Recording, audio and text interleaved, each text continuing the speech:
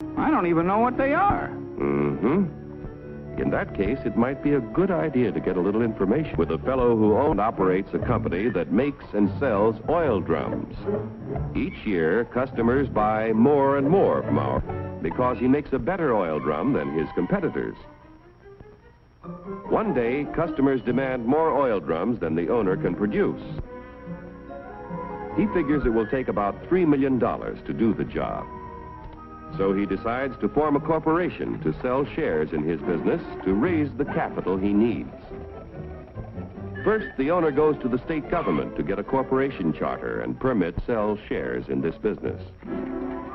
Next, our friend goes to an investment banker and shows him the record of the oil drum manufacturing company's past performance and plans for expansion. The investment banker decides to help our friend sell shares in the corporation to raise the $3 million. However, before any shares in the corporation can be sold, certain information must be filed with the Securities and Exchange Commission in Washington. The investment banker and the owner must swear that the information they file contains nothing but the truth.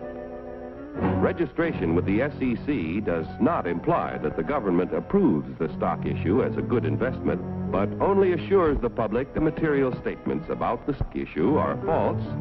Punishment will be according to the law. After SEC registration is effective, the investment banker pays the owner $3 million in exchange for a certain number of shares in the Oil Drum Manufacturing Corporation. The investment banker sells shares of the common stock to people at a price of $3 million investment and shows a profit for his services in selling the stock. Money received from the sale of shares in the business builds a new and better plant, which produces more and better oil drums. The people who bought common stock own proportionate shares in the corporation, tools, equipment, and all of its assets. Common stockholders elect the directors of the corporation. Directors represent the stock and are responsible for the way the business is run. Directors determine the amount of dividends, if any, to be paid out of earnings to the stockholders. Naturally, when stockholders invest in a business, they hope to receive dividends to help pay for necessities of life. Within a few short years, an increasing demand for the company's product poses a friend. How can he fill all the orders? He will have to build more plants and buy more tools to increase production of oil drums. It will take about $20 million to do the job. One way to get this additional capital is to sell more stock to many more people. So the Oil Drum Manufacturing Corporation votes to send its president to the New York Stock Exchange to see if their common stock can qualify for listing.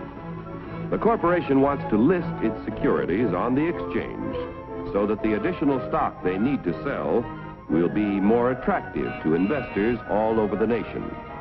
Securities listed on the New York Stock Exchange can be sold for cash any time in this national marketplace. Each year, inquire about listing their securities, but only those which can pass a thorough examination as to their financial health are accepted.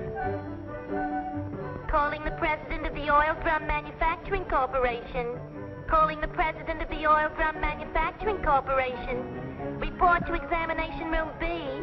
Attention all members of the Stock List Department. Report to Examination Room B. The Stock List Department examines the qualifications of corporations to be listed on the New York Stock Exchange. The corporation must have substantial assets in plants, tools, equipment, and cash. There must be a broad distribution of its shares among a large number of stockholders. The corporation must show successful management and sales records and annual net earnings at the time of listing of at least $1 million. The proposed stock issue must meet federal, state, and New York Stock Exchange regulations. The corporation must agree to report to its stockholders at frequent intervals.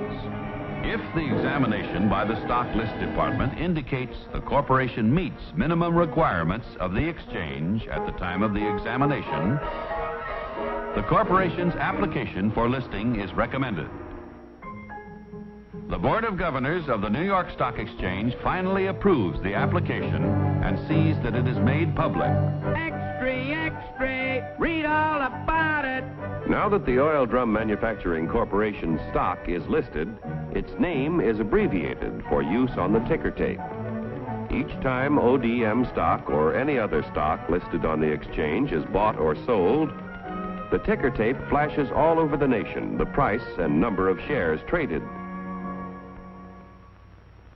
A buyer in Colorado wants to purchase some ODM stock. The buyer's broker in Colorado sees that the last ODM transaction was at $10 a share. The buyer could buy from 1 to 99 shares, which would be known as an odd lot. But a Colorado friend decides to invest in 100 shares, known as a round lot. The Colorado broker wires the order to his New York office. The buy order is telephoned to the floor of the New York Stock Exchange. It is given to the firm's floor partner, who becomes the representative of the buyer in Colorado. The floor partner goes to the post where ODM stock is traded. The representative of the buyer in Colorado bids $10 a share for 100 shares. But at the moment, there is no stock offered for sale at this price.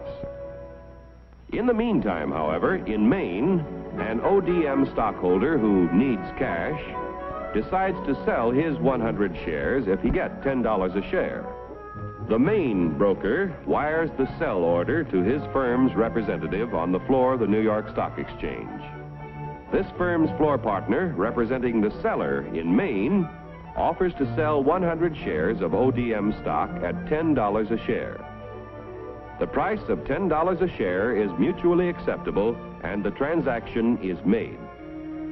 Like the cowboy in Colorado and the fisherman in Maine, investors all over the country use the facilities of brokers who are members of the New York Stock Exchange whenever they want to buy or sell stock of companies listed on this national market. Yesterday's savings financed the miraculous growth of our railroads, automobiles, airplanes, farm machinery, communications, electric light and power, textiles, and countless other industries contributing to a more enjoyable life. If a part of our savings continue to flow into industry, American labor, management, and capital can continue to build new tools and plants. Industrial expansion creates jobs for hundreds of thousands of young people who must find employment each year. A growing capacity to produce things which make life better in peacetime can be our greatest protection in time of war. When danger threatens, we can convert industry to produce the things we need to defend ourselves. Common stock investments have helped to make our country prosperous and powerful. Owning a share in American industry is like owning a share in the future of our nation. But remember, John Q, there is a risk as well as an advantage in owning any kind of property.